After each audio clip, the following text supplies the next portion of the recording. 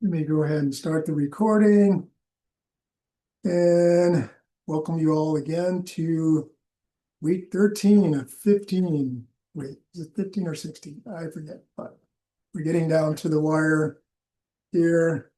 It's good to see everyone. Just about everyone's doing pretty well, so you should feel good about yourself and what hopefully you've learned something from this SQL adventure. All right, so yes, welcome to December. December and winter, sort of, in our state. Most everyone else is experiencing real winter, but yeah, we're getting uncomfortable because it's almost reaching below 50. Ooh. Anyway, I still haven't worn a jacket yet, so there. All right, let's go ahead. So what's left in our little querying adventure? You're probably wondering this, how much longer do I have to endure this? It's not too bad. So what we have left this week 13, we're going to do obviously module 13. And you get to see what that topic is in a minute or two. And then next week, we have essentially our last module, I think. Yeah. Module 14, due on December 14th, privileges, regular expressions, just some additional information on the SQL frame or agenda. And then our final week, or our final lecture, I should say, is December 15th, 2 weeks from tonight. Basically, that is our final week. And I will address most of what you need to worry about or concern yourself with next week as we slide down to the end here. So within that week, you have this final project that's due, but don't panic.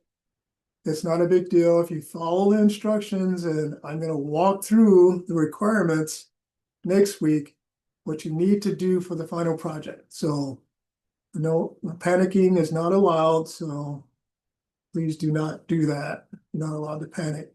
And then at the end, or basically during that week, we have the final exam, which basically I think I'm opening it at 8 p.m. or after kind of a review during the final lecture. And then it closes on the last day of class, which is Friday, December 19th. Please make a note of that. And the final does require the response lockdown browser, and that will be our final goodbye. So 2 weeks we'll have our big party, although I don't know how much of a party it will be because we're Zooming it.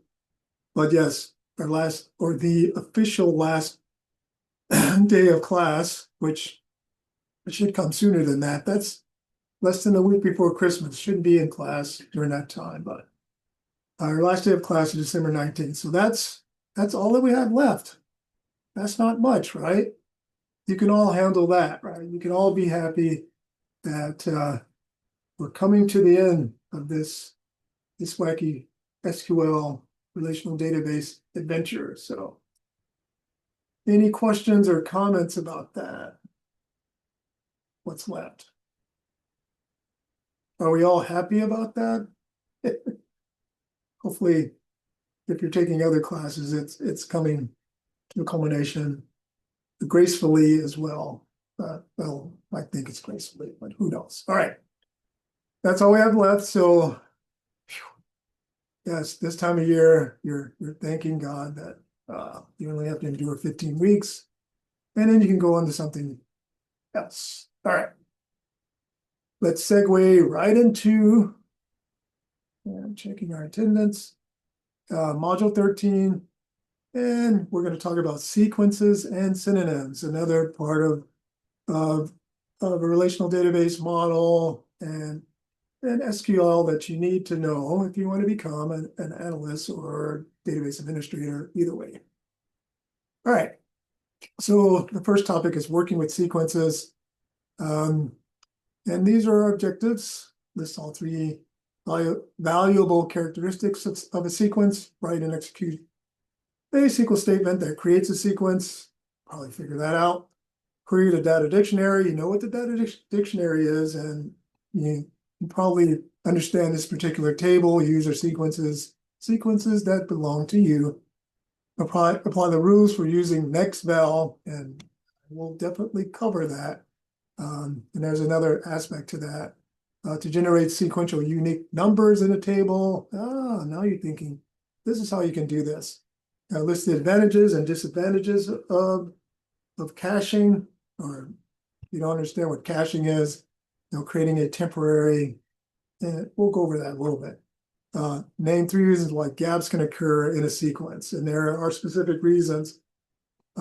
Just to let you know, with these huge databases, if you're using a sequence, and there's many different approaches to this now. So, but this is initially how we started numbering these records in the tables in your database. All right. So why are we doing this crazy thing? So can you imagine how tedious it would be to have to enter the names of 30,000 runners who entered the London Marathon, into the database? And this is not too outlandish, because even during the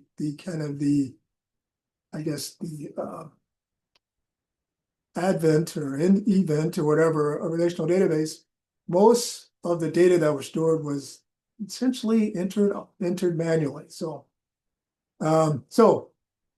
doing that while making sure that no one is given a copy of a number. So everyone has a unique number. What if you went to lunch and when you returned, someone else had entered some of the runners, and it could probably be a problem. How would you know where to start? So fortunately, SQL has a process for automatically generating unique numbers that eliminates the worry about details of duplicate numbers, which is pretty important. And this is where we utilize the idea of a sequence. It's a numbering process. And it's basically one of your database objects. Okay. All right. So we already know about tables and views. We just went through the views last week. Now, this is a third database object, and it's shareable. So you can use it, in many ways, just to automatically generate unique numbers. That can be very useful. So because it's shareable, multi-users. And usually, in many cases, not all the time, but in many cases, you can use a sequence to create your primary key, because it creates a sequence of unique numbers. So, and as you recall, primary keys must be unique, and it must be identified by each of the rows. The sequence is generated and incremented or decremented, depending on your usage, by what's essentially, we're going to call it an internal Oracle routine. That's usually what happens. So this does save a lot of time. It's something that's not new as far as numbering systems, but it's something that, well, Oracle didn't invent or pilot this, but it's probably been around since we had counting, and maybe not digitally or automated, but now it is that particular aspect. Someone else has joined us. Let me make sure I'm adding them to my present. All right. So the sequence object. So sequence numbers are stored and generated independently of tables. So remember that it is a database object in and of itself. So so you can use the same sequence, and actually the same one, for many tables if you want to create it that way. And that's usually a database administrator will do that, so they don't have to create many different sequences. It's just a type of sequences. So to create a sequence, here's the syntax: create sequence and sequence name, and then there's some parameters or attributes: increment by, start with, max value, min value, non-max, non-min, cycle, no cycle, which kind of think through that. Is it going to cycle around once you hit the max number or not cycle? Cache, and well, I will explain what cache is. And you probably, if you have any type of programming prowess or even just web dev prowess, or if you're just familiar, you see those signs where this site uses cookies and cache and all that. But I'm not going to get into the technical jargon there, but I will explain very clearly, relatively speaking, what cache and no cache are. And moving to that explanation, each of the components of your create sequence are signified by, so sequence is the name, as I said, increment is the interval between the sequence numbers. And yes, you can increment by 1 or 10 or 5, whatever. If you remove the increment by, the default is essentially by 1, which is usually the case. And you can change the start with. The start with is just what that clause means. This is the number you're going to start with. If you don't have that included in your create sequence, it will start with the number 1. Ooh, big surprise, right? Max value specifies the maximum value, so where it counts to. Non-max value, basically, you can count up to a very large number, 10 to the 27, for ascending, and descending, basically, depending on where you start, but it's essentially the same size of your number, but it will end at -1. And then minimum value is basically the minimum sequence value. So you can set a max or minimum value, depending on your scenario. And we'll have some examples of this. No min value means that you can start at some ridiculously small number. You want to think about it that way, -10 to the 26. The same idea for ascending and descending values. And then cycle basically specifies whether the sequence continues to generate values after reaching its max or minimum. And then, so it just cycles. And then no cycle is the default, which means it just stops at the max. Does that make sense to everyone? Oops, I don't want to do that. All right. I'm disrupting the meeting, sorry. Just wanted to see some responses. Okey-doke. All right, good job. Yeah,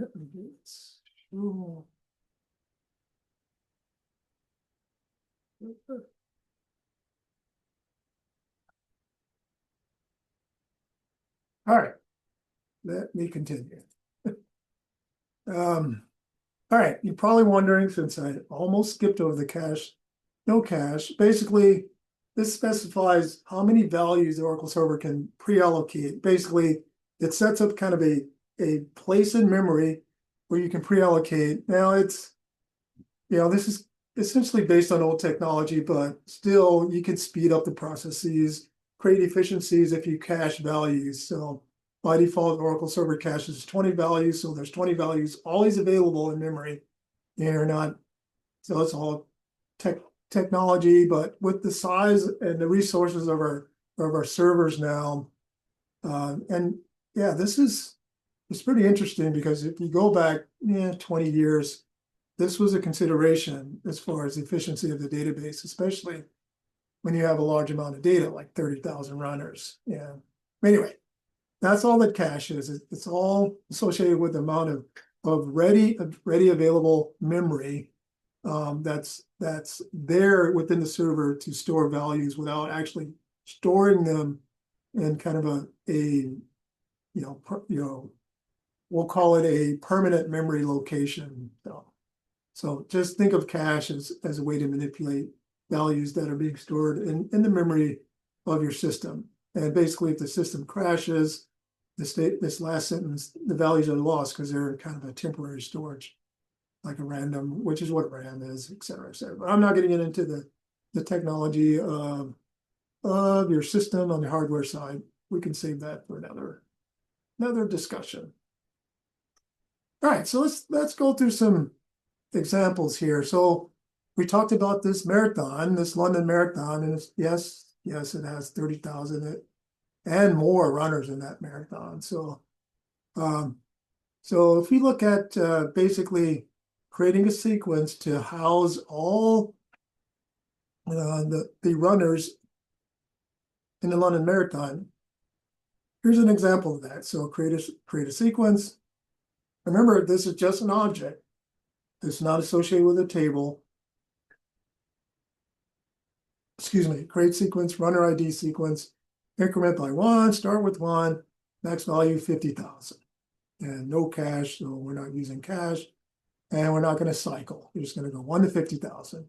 And yes, you get a return message that the sequence is created. Yay, we're all set, right? Yeah.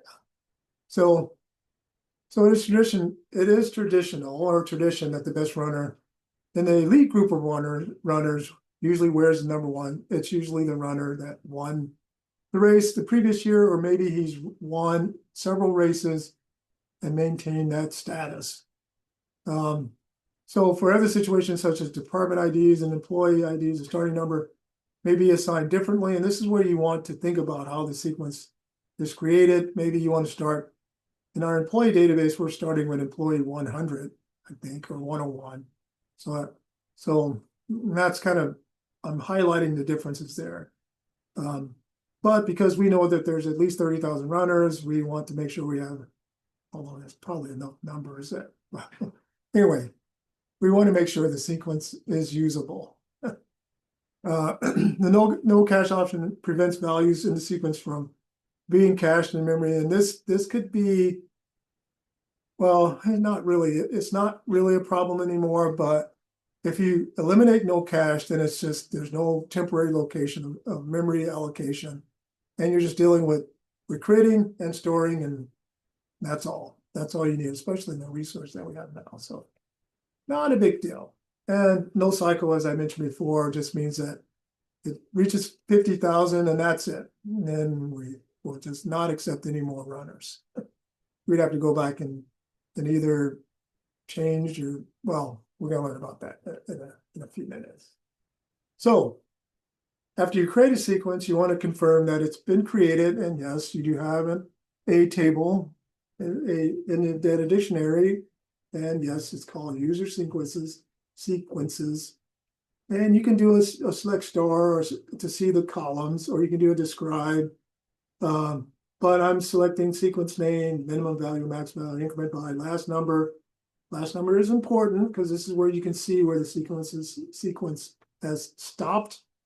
And our data dictionary table is user sequences. And as you see, I have a few in here.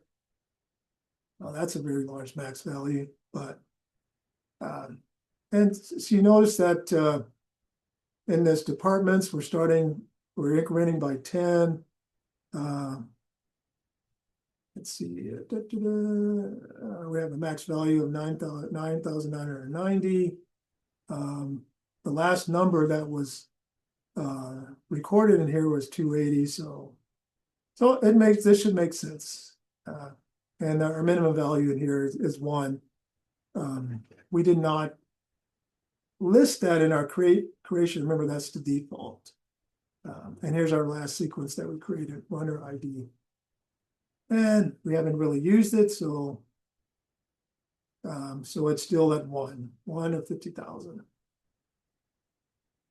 All right, so if no cache is specified, the last number column in the query displays the next available sequence number. So, and that's kind of the best reason to use no cache. If cache is specified, the last number column displays the next available number. So it's either the last number, or excuse me, it's either the next available sequence number or, well, it's basically the same thing, or the next available number in the sequence which has not been cached into memory.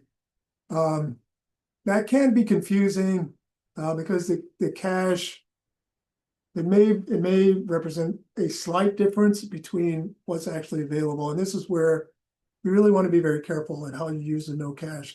And it's, as I said before, it's not a big thing with the resources that we have now. We don't really need to impact the memory usage by using. So generally, I would just not I would always have a no cache. So there's my reasoning there. All right. So we have these pseudo columns in our sequence, and we have next val and cur val. And pseudo columns just means that they're not truly columns, but we can query or create a query around these just to determine particular values of our sequence. So the next val is used to extract successful sequence numbers from a specified sequence. You must qualify next val with the sequence name, and I'll show you this. When you reference the sequence next val, a new sequence number is generated, and the current sequence number is placed in cur val, which is current value. So that's kind of a tongue twister, kind of goes around in circles, but it's probably easier to show you this. So in this example below, we're going to insert a new department, and our departments table uses this department sequence, and you saw that before in our sequences. We're generating a new department number. So insert into departments, department ID, department name, location ID, and our values, and this is where you would indicate, basically use the next value of that sequence, and the dot pseudo column or function syntax department sequence, and that's going to assign the next value. We're going to call that department support, and the location, remember that's our location ID 2500, whatever that represents.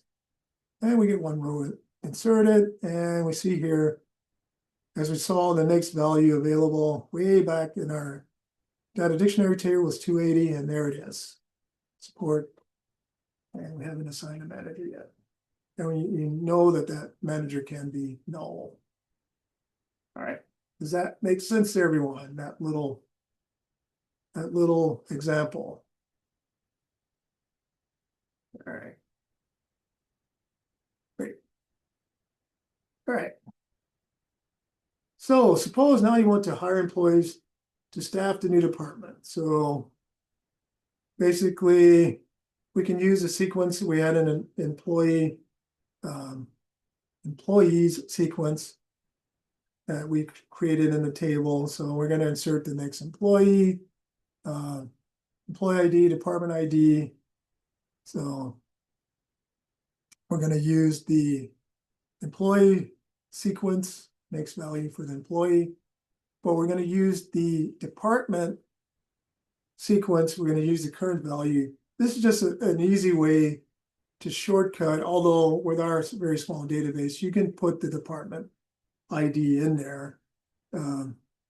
But let's say you had 1,000 departments, etc. You probably want to make sure you're essentially placing that new employee in the support department. All right.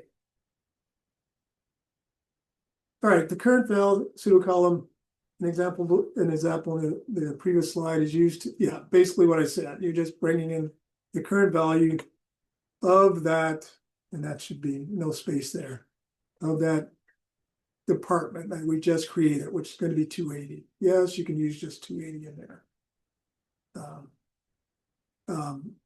You want to make sure if you're going to use the pseudo columns, you want to qualify it with the sequence name. That's a key here.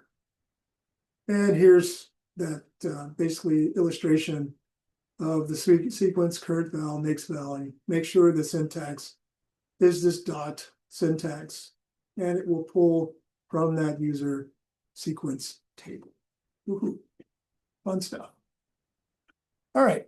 So I just showed you how to use a sequence, a very rudimentary way, but the basic way, and this is just a reiteration of that, if you want to make sure you're not creating duplicates and not creating a problem for any type of numbering scenario, you can use it in an insert, an update, etc. You can use all of these clauses. You can use sequences. And remember, these next val, it represents what we call a pseudo column, which means that it's not a true column in the table, but it almost recognizes it as a function, as a part of that object. All right. So you cannot use an next val, current val in the following contexts. Yes, there's a few rules. The select list of a view, no. The select statement with a distinct keyword, no. A select statement with group by, having, or order by clauses, no. A subquery and a select, delete, or update statement, no. The default expression in a create table or alter table. So all of those, and it's probably not even good practice to use a sequence with the pseudo columns, next val and current val, any of those situations. So, and you'll definitely see that on a quiz or something in the future. Name one scenario where you should not use a next val, current val pseudo column. All right. So to continue our little London Marathon example, we're going to create a table. We're going to call it runners. Create table runners. We all know how to create tables. Runner ID and constraint. We're going to make that the primary key, first name, last name. Simple table, right? No big deal. We can all handle that. Table, well, maybe we should call it London Marathon Runners, but it's just runners. All right, so we have this runner ID sequence that we can use, right? We can use to create the sequence to generate values of the runner ID, which is our primary key. So using the following sequence, we can now add new participants to our marathon. The runner's ID numbers will be generated by retrieving the next val. So insert to runners. So we got two runners, Joanne Everly and Adam Curtis. And yes, we're using a basic insert statement with that runner ID sequence and next val, first name and last name. Simple. So when we query, hey, Joanne Everly is the #1 London runner, and Adam is #2. Easy peasy. Piece of cake, right? No big deal. And so to view the current value of the runner ID, remember you can query just from dual on our little magical table. Select runner ID sequence current val. That's that pseudo column from dual. And we know that the current value is 2. And if we put next val in there, it would be 3. So basically, this slide explains that, well, for all intents and purposes, you can probably create higher efficiency and faster access. To be honest, it's really not a big thing so much anymore because of the high level computing we have. So I just want to mention that caching can create faster access and faster processes. Okay, non-sequential numbers. Oh no, what happens if something occurs and somehow our sequence got out of whack?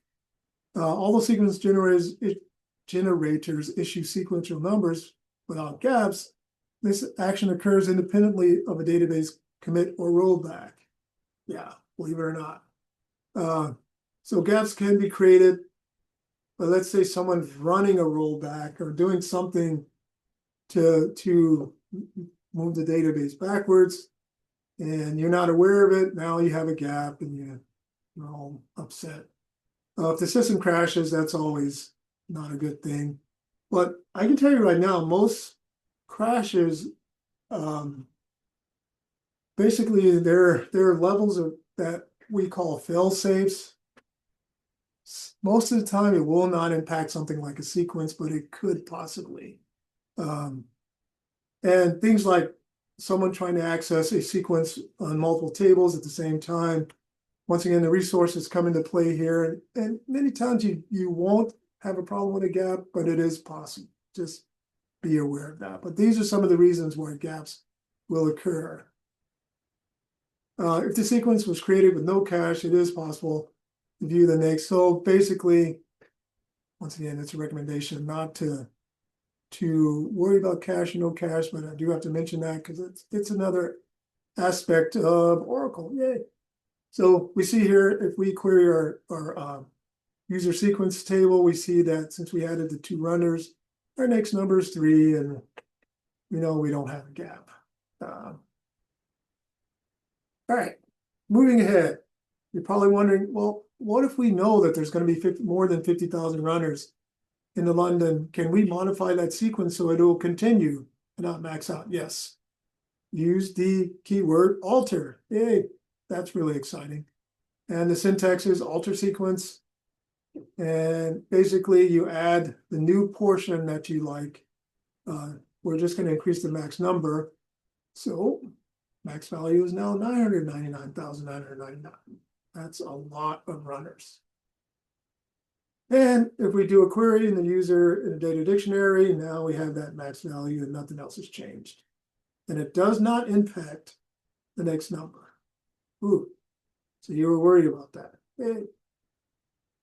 Okay, as far as alter and sequence, there are guidelines, little rules. We're always the owner. Only future sequence numbers are affected, so you don't impact the numbers that have previously been issued. The start with option cannot be changed using an alter. So you already started it. Why would you want to change the start with? That's not really smart. So if you want to change the start with or start over, or make sure the runners give all of their running labels back. But anyway, yeah, you'd have to drop the sequence and create a new one. All right. Removing sequences is easy as any other object. You just basically drop it. Drop sequence name, done. So if we drop our runner ID sequence, we want to start over, that's the syntax. Easy peasy. And no, that is a sequence. In our terminology, cache, no cache, create, curval, cycle, no cycle, increment by, max value, min value, next value, no max value, no min value, sequences, and start with all the components of dealing with a sequence. Cool. All right, let's move ahead into indexes and synonyms. Kind of along the same vein as far as the topic, but you probably kind of know what an index is. I'm going to explain that in a little more detail so you can probably grasp that particular concept. So our objective is to find an index and its use as an object. Yes, it is an object. Then the conditions that cause an index to be created automatically. Yes. Create and execute a create index. Create and execute a create index. Oh, great. And drop index statement. Create and execute a function-based index. Yeah, remember those functions? And create private and public synonyms. You probably know what the word synonym mean, right? Most of us can recall that from our grammar or vocabulary or English. Anyway, let's get into it. All right. Another one of our broad, insightful purposes. Can you imagine going to a bookstore or a library and finding all the books stacked on shelves, row after row, in no real order? Oh, what a disaster that would be. How would you ever find the book that you want? The only way to locate what you're looking for would be to examine every book in every row. Who wants to do that? I don't. Well, I don't know. I may have to change this scenario. How many of you go to the library to check out and read a book? How many of you visited your local library recently? No. Nana says no. No one goes to the library anymore? You go to the library to use their computer, right? It is pretty sad, Diana. Yeah. All those books are sitting there. Anyway, that's a tangent. So in the old days, when computers were still new and we didn't have readers and all this other stuff, we had to go to the library. Quick tangent. In my college days, I probably spent, 3 hours in class and 12 hours in the library. So there you go, on campus. but we all don't do that anymore. How many of you been to the CGCC library? It's pretty nice. Anyway, I'll continue. But anyway, you may be surprised to know that retrieval of data from a database is exactly like rows of books. Yeah, you probably knew that already. For every query, a full table scan happens. I bet you did not know that. If you run a query, it looks at the whole table for the most part. Of course, that only takes a few microseconds, but so, and this is essentially kind of the backstory around indexing. That kind of made the whole idea of relational tables and all this fun stuff. There's a way to make finding data in a database more efficient. Oracle, as well as every other database management approach out there, uses index to speed up the retrieval of the rows. So basically, if it's indexed, in a nutshell, it knows exactly where that row is, and it'll send the pointer right to that row. So we're going to learn how this occurred. This is much like internet web addresses. You know, your IP address, those of you that understand IP and technology and protocols and all that, basically it's the same idea.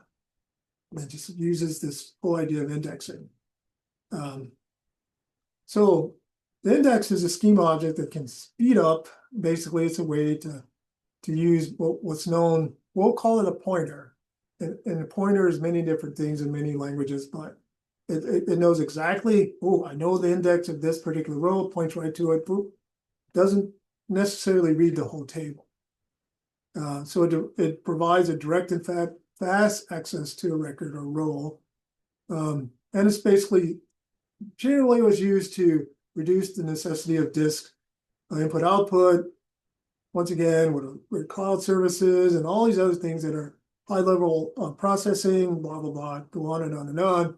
It's not such a big deal anymore, but when you have a large database, it does make a difference.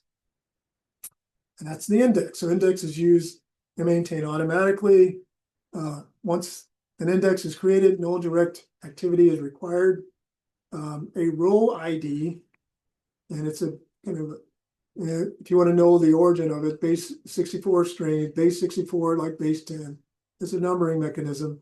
And basically it's the way that Oracle organizes the indexes. So don't confuse the index with the primary key. That's two different things. I'll just say that up front. Indexes use row ID because they're basically it's faster. It knows the exact row. Indexes are logically and physically independent of the table they index. So there you go. That's the key phrase or the key sentence. It's logically and physically independent. It's just something that makes it easy to find that particular record. So this means that it can be created and dropped at any time and not impact the table or any other indexes. Remember, it's a system object. When you drop a table, corresponding indexes are also dropped. So that is kind of a side note. You want to maintain that integrity. All right. So there are two types of indexes. There's a unique index. So the Oracle server automatically creates this index when you define a column in a table. And basically, so when we define a primary key, then there's an index. It goes with that primary key. So definitely they work together because we have to have that unique identifier of each record, right? So hence our unique constraint. So the name of the index is the name given to the constraint, or vice versa.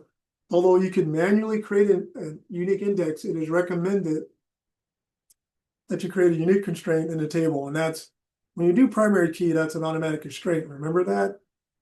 It means that it's going to be a unique value that identifies a record.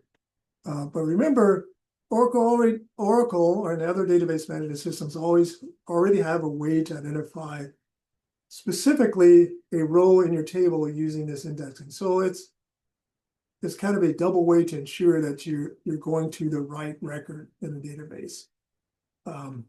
And then there's a non-unique index. This is an index that a user can create to speed up, even speed up, you want to think of it that way, a way to access the rows So for example, to optimize joins, you can create an index on a foreign key. Well, here's another way to look at the foreign key primary key.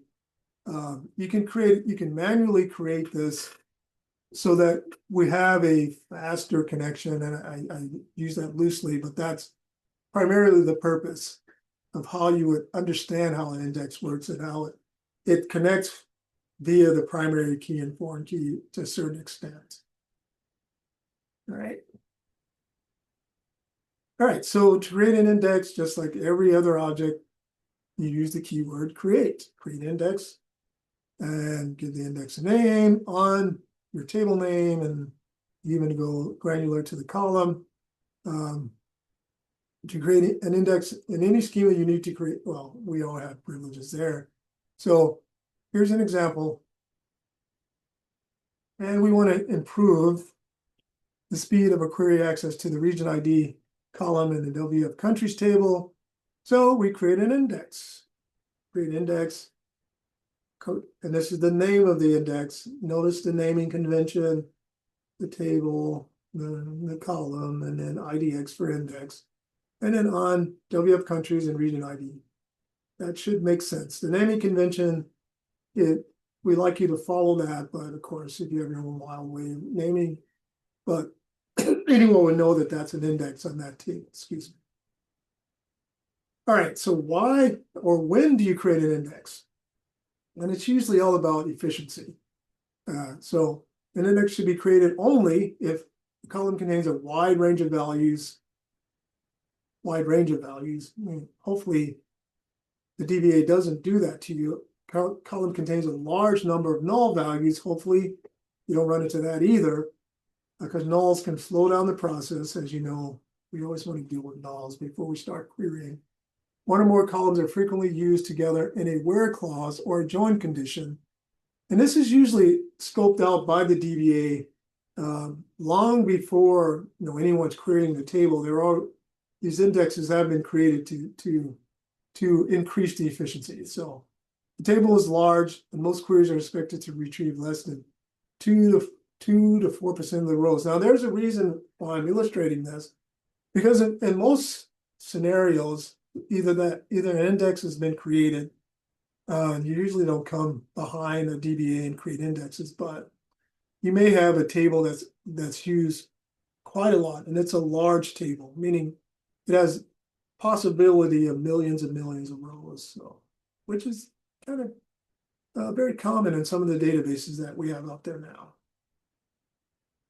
So when do you not create an index? You're standing there saying, okay, I learned all about these index. So I kind of have an idea when I could use it, but when do you not? So when deciding whether or not to create an index, more is not always better. That's actually a good point. Don't create a bunch of indexes because you defeat the purpose. It's kind of countermands all this thing about relational integrity and blah, blah, blah. So each HTML operation, insert, update, delete, that is performed in a table with indexes means that indexes must be updated. So yes, DML, be very cognizant of how DML can change objects and blah, blah, blah. So the more indexes you have associated with a table, the more effort it takes to update all the indexes after some of these DML statements have been ran. So it's best not to create an index if the table is small, like all of our tables in our little test class database. If the columns are not often used as a condition in the query. So it's basically the opposite. Most queries are expected to retrieve more than 2 to 4% of the rows in the table. The table is updated frequently, and there's a lot of tables out there in these database management systems that are always updated. So, and it really depends upon how the DBA set it up, but you probably don't need to go behind what the DBA has set and create indexes. The index columns are referenced as a part of an expression, which means there's always something that has to change in that query. So indexes are not going to help. So that's why you would not create an index. All right. I see a couple of questions.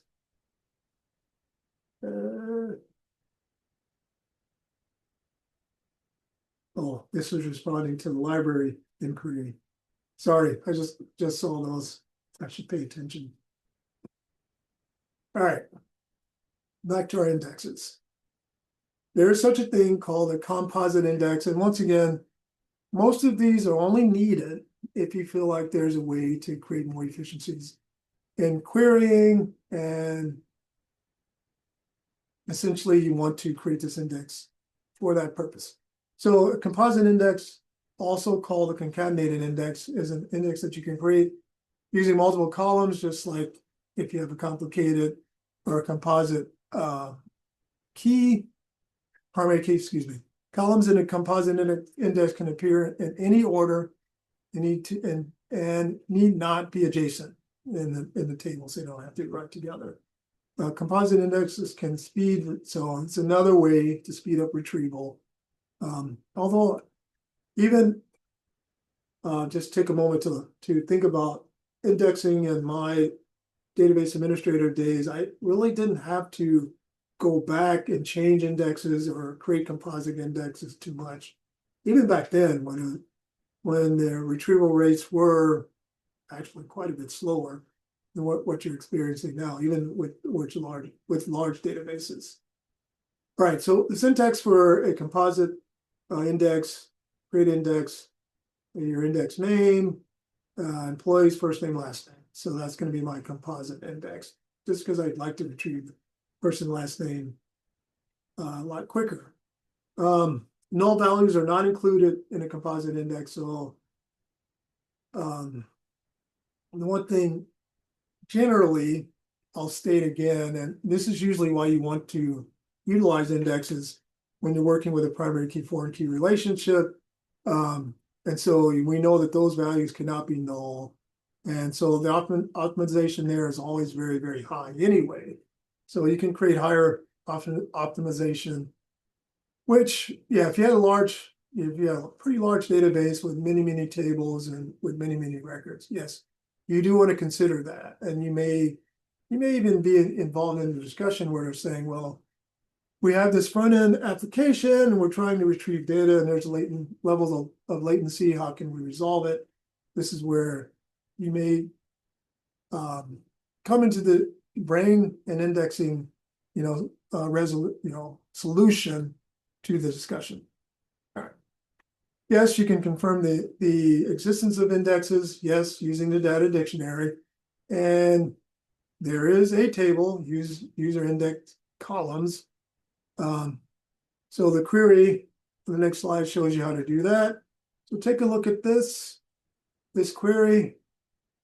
Basically select distinct, index name, and IC is an alias, column name, column position, ID, and we're using something that we know. Nice little join here, where one table is user indexes, the other table is a user index columns. This is two different tables in the data dictionary, where ID table is equal to IC name, nice little join, and IC table name is employee. So these are all the indexes that are associated with the employee table. And you'd have to build a query very similar to this one, because it's usually there's several objects that are associated with indexes. So we see that there's several indexes here, email, etc. See all the indexes here, and the columns that are affected. And usually it is associated with some type of constraint, specifically the unique and non-unique. So we have a lot of interesting components to these particular indexes. Now, this was probably created by the person, the database administrator that initially created our schema. So it doesn't necessarily mean you have to go in here and understand all of this, but you probably want to read through, maybe run this query and read through and, oh, I think I know what that means. It's associated with the email column, and it's unique at one point and non-unique and all this fun stuff. All right, moving ahead a little bit, there are function-based indexes. So a function-based index in Oracle stores the index values, and basically you can reuse and reuse. So function-based index is an index based on expressions. The index expression is built from table, columns, constants, all the normal objects that we've seen before. Function-based indexes are useful when you don't know in what case the data was stored in the database. You run the function, which is usually the case of most of the function-based attributes that we run. So for example, you can create a function-based index that can be used with the select statement using upper in the where clause. The index can be used in this type of search. So create index, upper last name. So we're using a function. See that our index, we're using the function upper just to make sure, or let's say we wanted to make sure, essentially find a last name that's all uppercase. So we see here, we're just taking king and essentially signifying by index. That's a very rudimentary example, but I mean, you can see some usefulness in that function-based index. Is that particular approach useful? You could probably find several different ways to perform this query without using a function-based index. But things like upper, lower, tochar, all of those types of functions you can use in a scenario like this. They are case sensitive, as you know, as SQL is. You can still use index by entering uppercase in the select statement. So basically, I mean, would you use this with this type of scenario? Probably not. But when a query is modified using an expression in the where clause, the index won't use it unless you create a function-based index. Yeah, once again, you have to decide, well, is that going to be useful for me or not? So for example, you can do something like this. If we're just looking to see using the uppercase to run a like statement in the where in our where clause. Yeah. So you do want to, if you want to make sure the Oracle server uses the index, rather than performing a table scan, which is the whole purpose of an index, then you would want to run something like this. And I'll tell you again, it's not necessarily the most efficient way to run these queries, but especially dealing with a small schema. But the Oracle will treat the index, you know, even in a small table as a very distinct way or very discrete way to find particular rows of data. That's all we're doing here. And yes, you said it. There's several ways to perform these type of actions without using a function like upper or lower.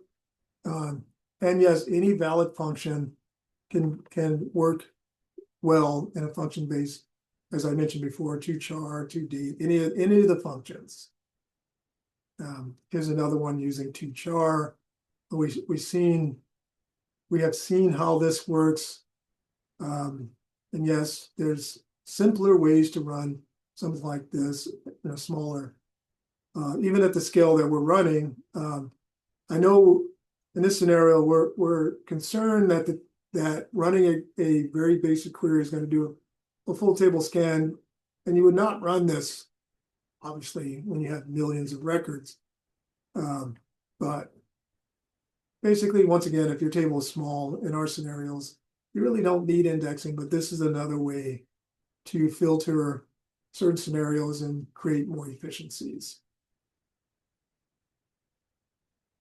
The key here, as with any other object, function-based object, once we create the function-based index, we can use it anytime within a query. So here's another example of this employee hire date index that we're creating, and then we're using it for this particular query. So Function base is function base. It's an object. You can use it wherever. Okay. All right. Removing index, yes, you got it. Drop index, index name, done. Simple as that. All right. All right.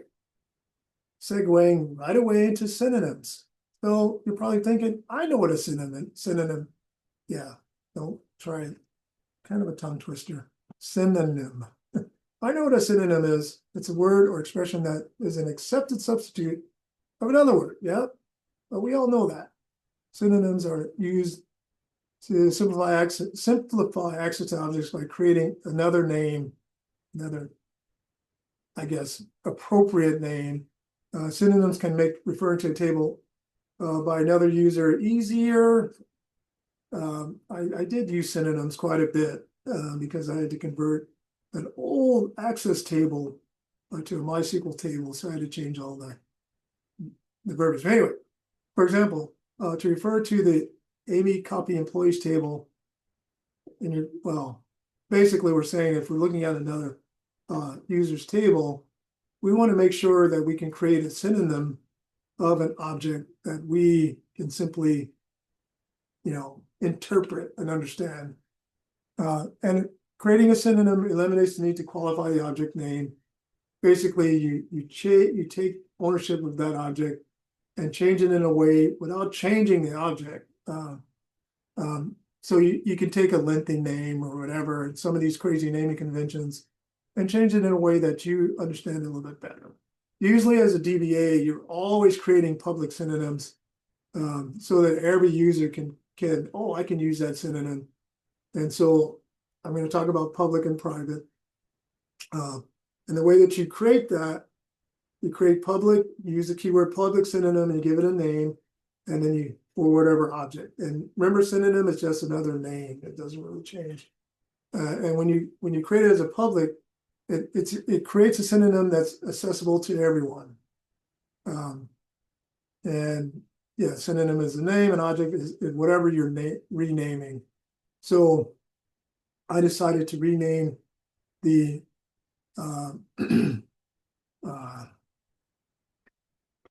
employees table to Dwight Imps.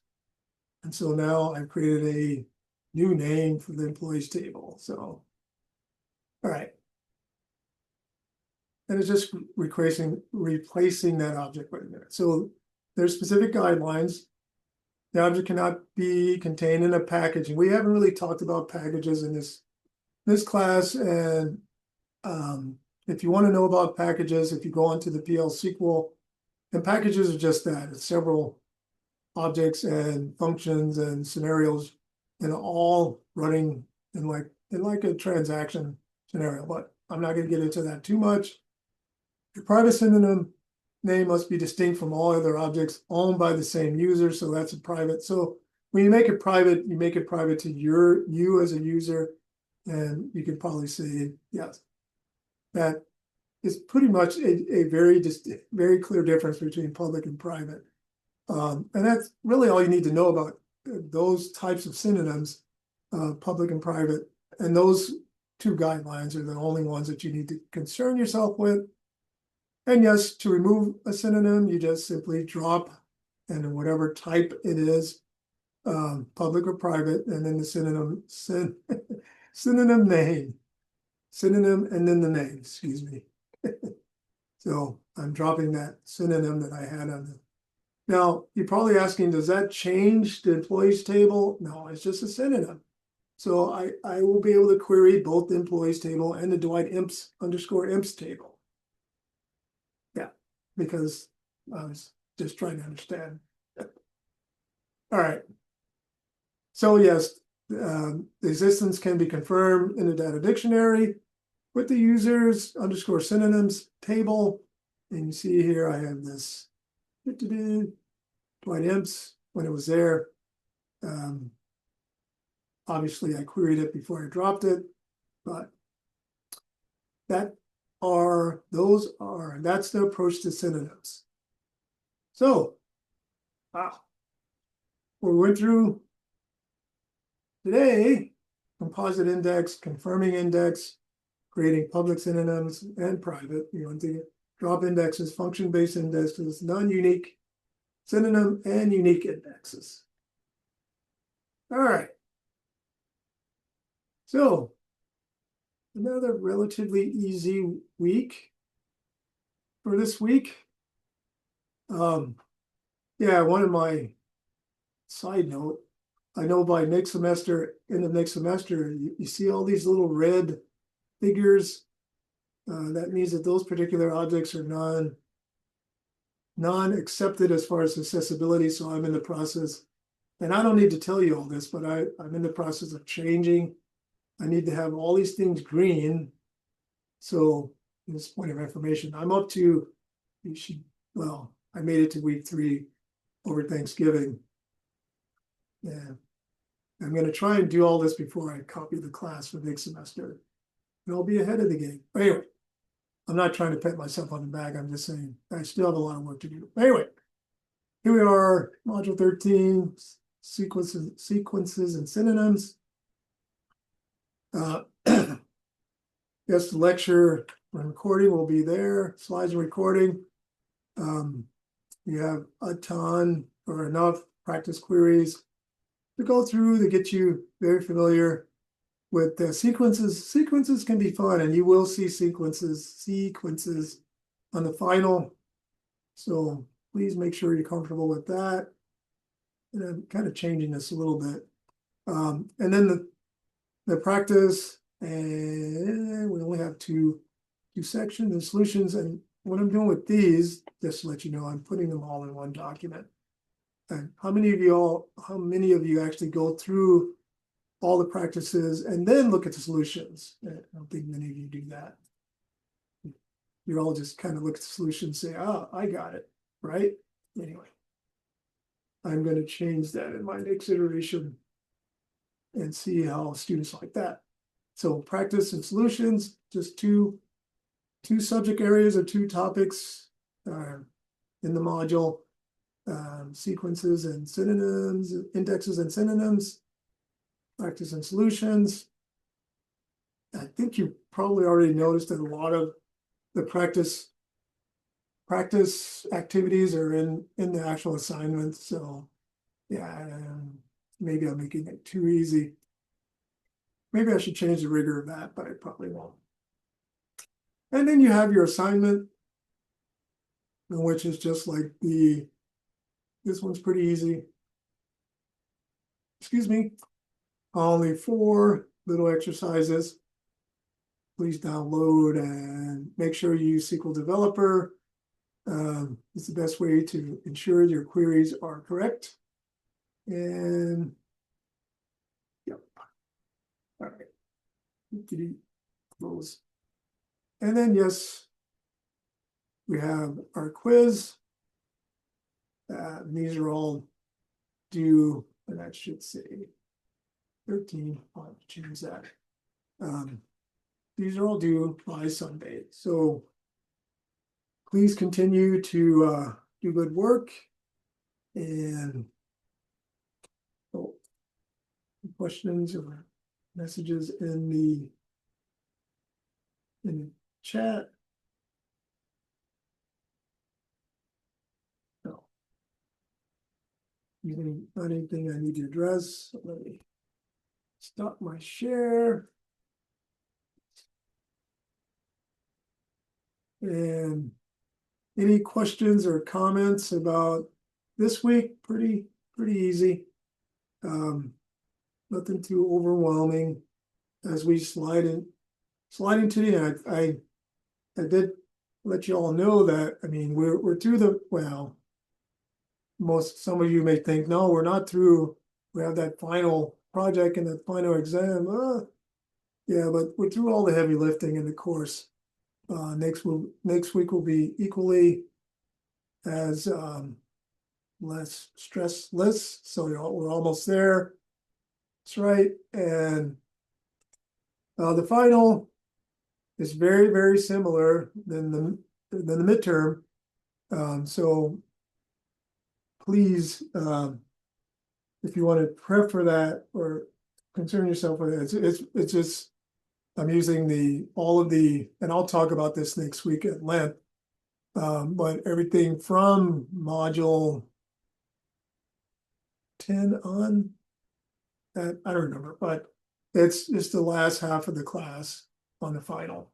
And as I said, the final project is just you're building your own little database, but it's not anything to really worry about. I'm going to walk through my requirements and you just need to go from there. All right. Any questions or concerns before I let you all? Nope. Okay, then. So that's all I have for this week. Remember, a reminder, we have 2 more lectures. Next week, just kind of, we have module 14, and then it's basically a review of everything that will happen that last week, including the final project and the final exam. So please be here next week. Next week is very important. And then we have our last lecture, which is basically just a quick review of the final project and a quick review of the final exam. And as I said, the exam will start basically right after class ends. I think I have an opening at 8 p.m. on Monday. And it goes all that week, and I'll talk about the attributes. You open it, you finish it. I think it's 50 or 100 questions out. I will let you know all the details about that next week. All right. And with that, I'll say, please enjoy your evening, and I will see you all next week. Sounds good. Thanks. See you next week. Bye.